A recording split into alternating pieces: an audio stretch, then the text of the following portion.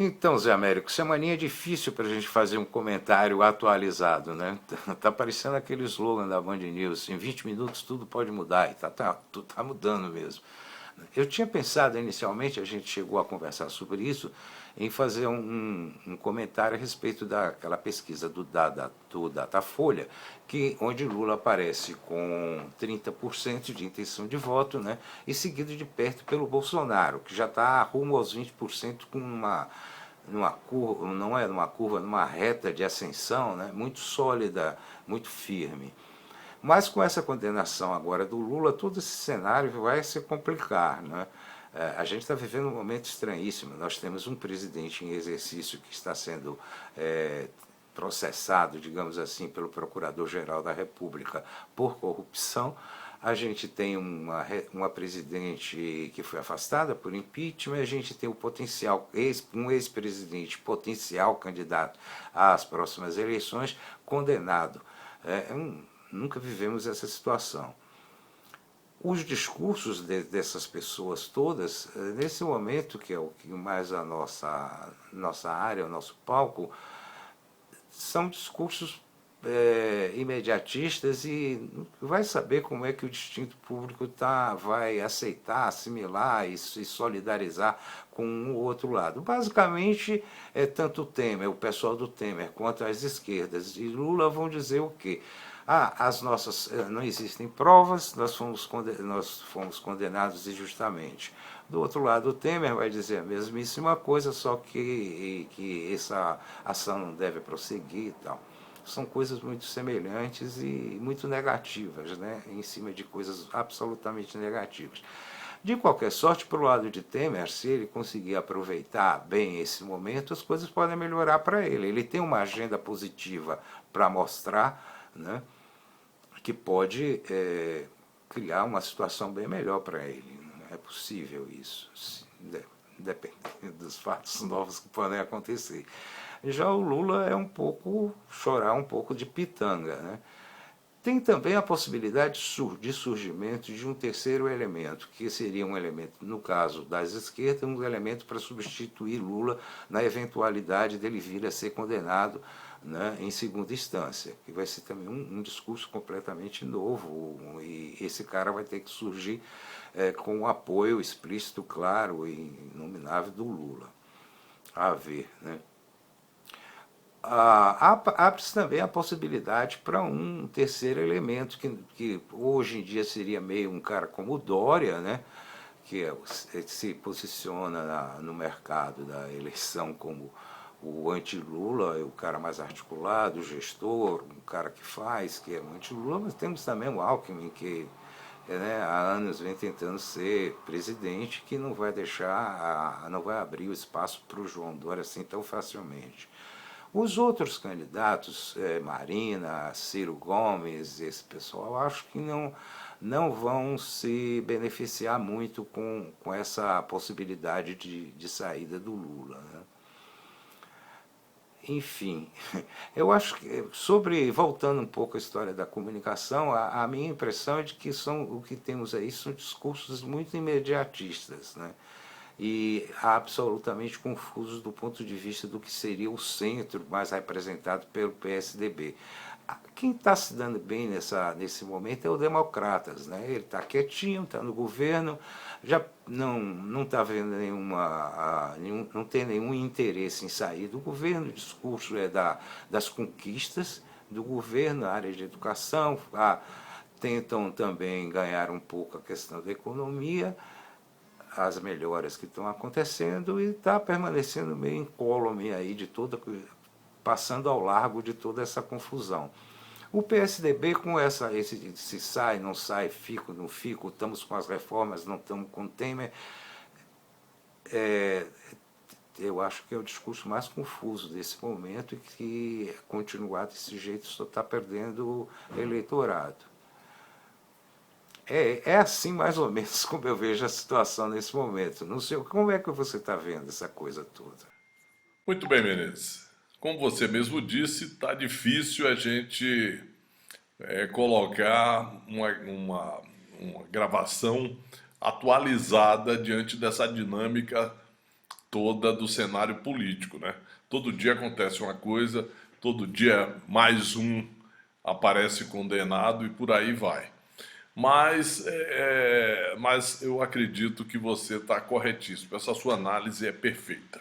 Há esse emaranhado todo aí e o discurso, a linguagem que esses diversos atores estão adotando realmente parece que está meio destoando daquilo que a gente avalia como uma comunicação,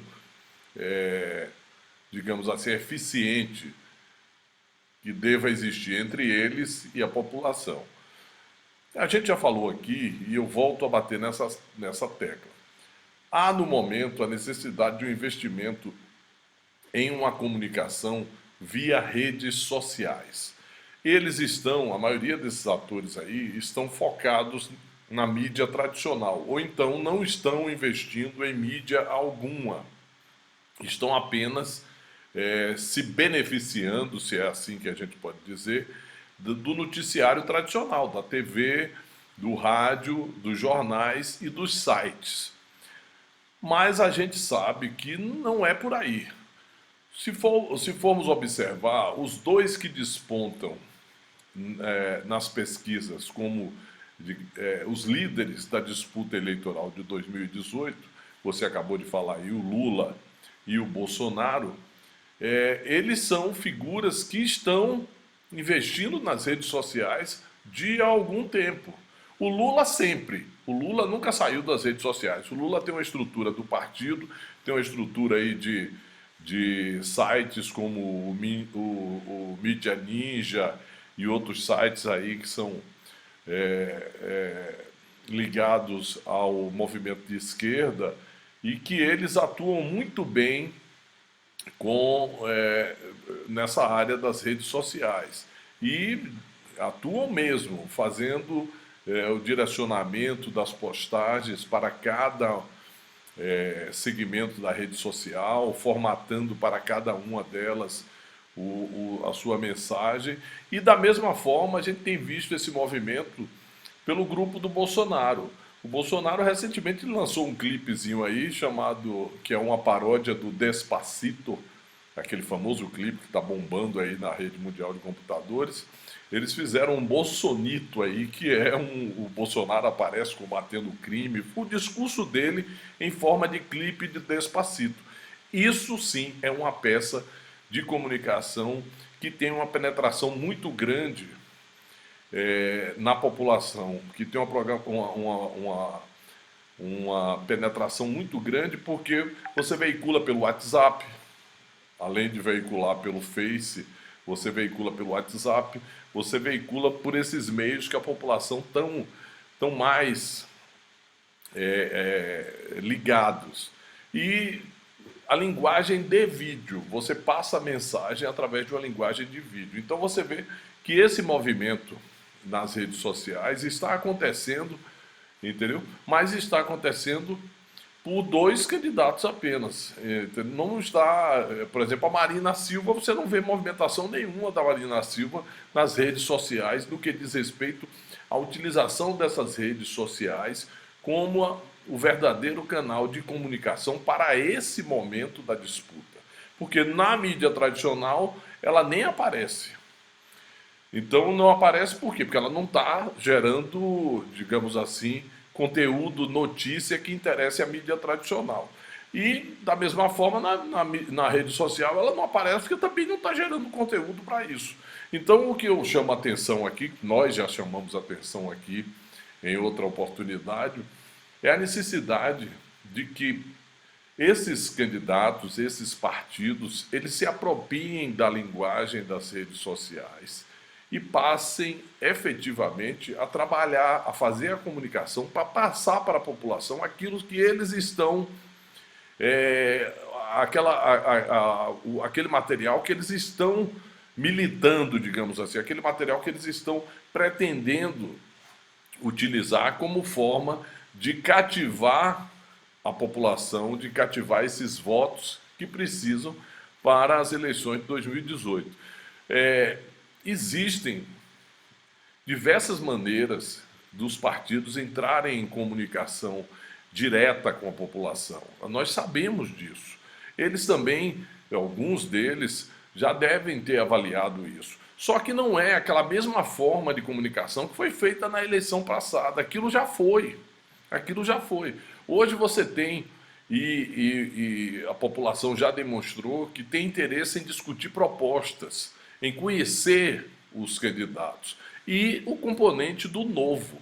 Mas tudo isso necessita de comunicação. E as redes sociais e a comunicação digital, a mídia digital, o marketing digital, é a ferramenta para a comunicação desses partidos e desses políticos com a população. A população está ávida a se comunicar, mas precisa que haja esse movimento por parte dos partidos, por parte dos políticos.